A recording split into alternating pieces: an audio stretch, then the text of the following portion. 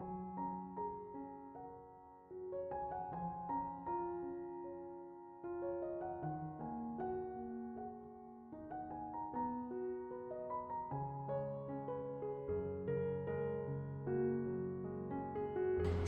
ሰላም ውድ የኪድ ዩቲዩብ ቤተሰቦች እንደምን አላችሁ? እኔ እግዚአብሔር የተመሰገነ ይሁን እጅግ በጣም ደህና ነኝ። ዛሬ ደግሞ ቆንጆ ቅቅል እንሰራለን። እስከ መጨረሻው አብራችሁ ሁኑ። ይኸውና የምጠቀመው የበግ እግር ነው። እሱን በደንብ ቀምሜ ቅቅል እሰራለሁ ማለት ነው። ሽንኩርቱን እኔ የምጠቀመው እንደ ፍላጎታችሁ ነው። ተለቅ ተለቅ ጎረድ ጎረድ አድርጎ መክተትም ይቻላል። እኔ ደግሞ በደንብ አድርጎ ቴስቱ እንዲጣፍጥ እንትን አድርጌ ነው፣ ፍጭት አድርጌ ነው። ይሄ ጅንጅብል ነው። ጅንጅብል በደንብ ከታጠበ ቆዳውን ባንልጠው ብዙ ጊዜ ይመከራል። ቆዳው እላው ላይ ያለው ጠቀሜታ ስላለ እሱንም ባንልጠው ይመከራል። ሽንኩርቴን አረጋለሁ። ዝንጅብል፣ ነጭ ሽንኩርት የተፈጨ ስለሆነ ያለኝ እሱን አደርግና ሳለሪም ታውቃላችሁ በጣም ለጤና ተስማሚ ደግሞ ምግብ በማጣፈጥ ረገድ በጣም ፓወር ያለው ነገር ነውና እሱን አንድ ላይ ፍጭት አድርገን ቅመም አድርገን ቆንጆ የበግ ቅቅል እንሰራለን።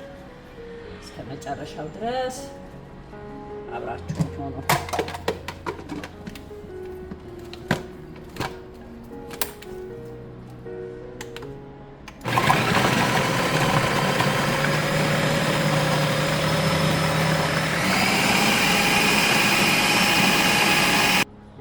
ይውላችሁ በደንብ ተደርጎ ቅቅ አድርጌ ፈጭቼዋለሁ። አሁን አጥንቶቹን እዚህ ውስጥ ከከተትኩ በኋላ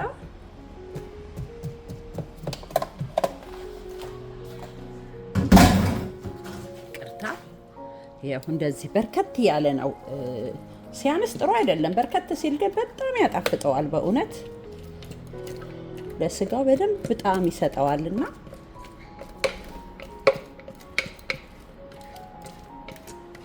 እንደዚህ አደረግና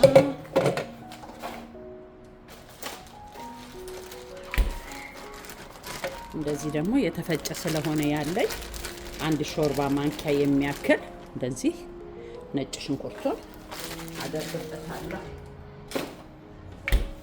ከዛ በኋላ ለመጀመሪያ 2 ካፕ ውሃ ነው ማረግበት።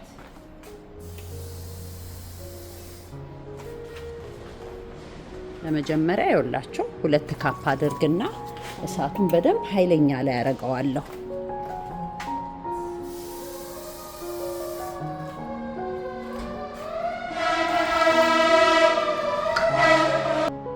ይቅርታ ስለ ድምፁ። እዚህ መጀመሪያውኑ ይሄ የሻይ ማንኪያ ነው፣ 3 የሻይ ማንኪያ ጨው አደርግበትና ከዛ እንደዚህ አደበላልቀውና ትንሽ በቃ ክድን አድርጌ ስላደርገዋለሁ። ተመልሼ እመጣለሁ። በያላችሁበት ሰላም ሁኑልኝ።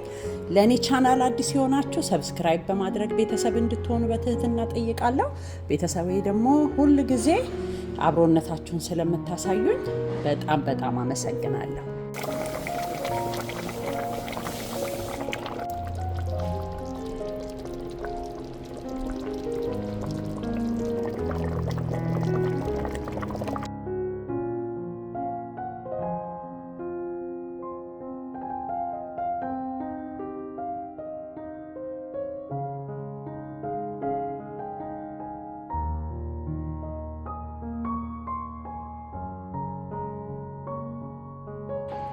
በእንዲህ አይነት መልኩ ቆንጆ ሆኖ ደርሷል።